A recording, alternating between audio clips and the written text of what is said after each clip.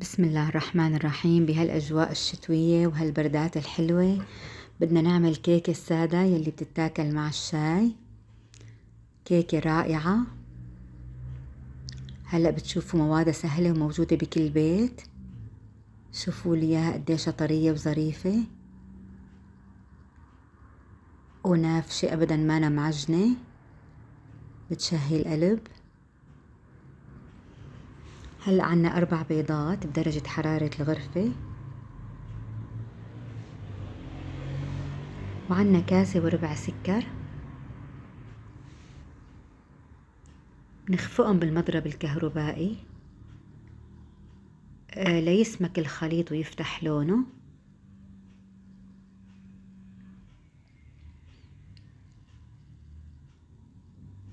هلأ شوفوا كيف صار لونه فاتح والخليط شوي سميك.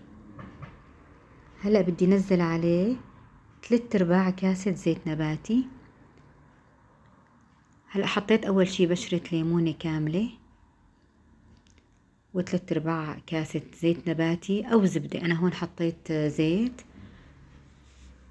وكاسة حليب سائل بس تكون دافية، كاسة حليب دافية ما تكون باردة. هذا الشي كتير مهم.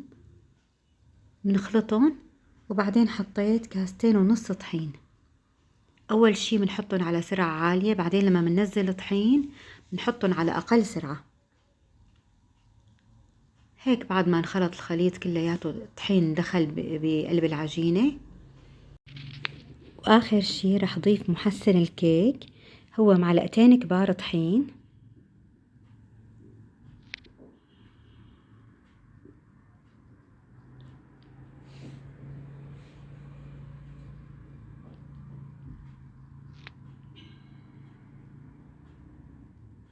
رح ضفلن 2 كبار من اللبن الزبادي.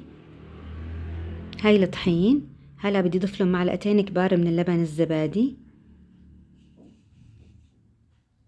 ومعلقة كبيرة من البيكنج باودر، وربع معلقة صغيرة بيكربونات الصوديوم. بنقلبهم مع بعض منيح. بعدين بنضفلن خل أبيض. ضفتلهم معلقة كبيرة خل أبيض. شوفوا كيف الخليط بيفور. هلأ حركتهم ومنضيفهم على خليط الكيك اللي عملناه. هذا محسن كيك طبيعي، هو بيعطيها النفش والهشاشة للكيكة، بتطلع بتاخد العقل. وهلأ منقلب بسباتيولا بهالطريقة.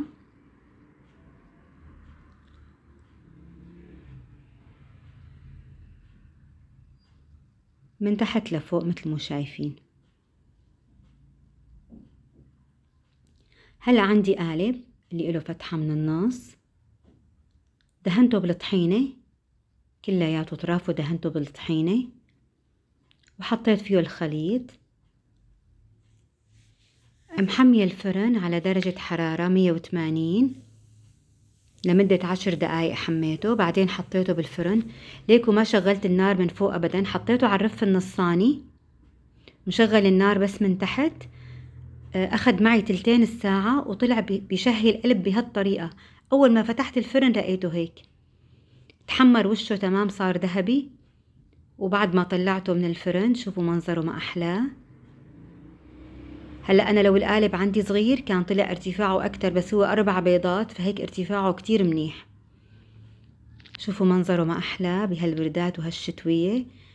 البشرة الليمون عطته نكهة طيبة كتير. ممكن بدل الحليب نحط كمان بردقان، أو نحط 3/4 بردقان وربع ليمون كمان، بيطلع بجنن. منظره بياخد العقل وطعمته كتير طيبة. الطحينة عطت شوي أساوي للأطراف، مأمرة، صارت كتير طيبة.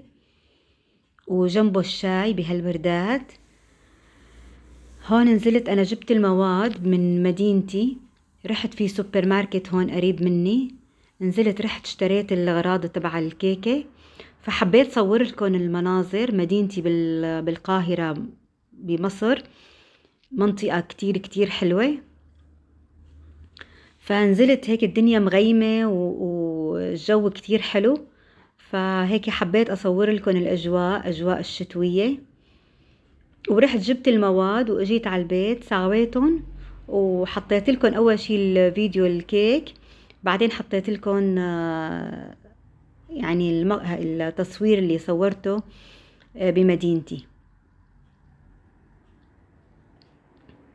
هاي البي 11 كتير حلوة، عبارة هو عن كومباوند كبير بياخد العقل، كله مساحات خضراء وسكن كله مثل بعضه، البنايات كلها نفس الموديل تماما، والسما مغيمة وفي طيور، في حمام، كتير المنظر حلو ومرتب وهوايات حلوة وأجواء كتير حلوة.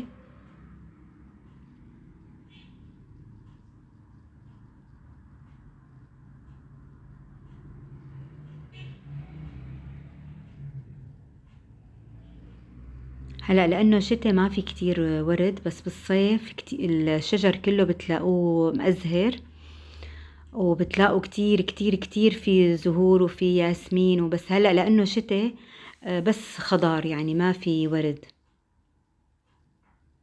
حتى الشجر كله كله بتلاقوه مفتح.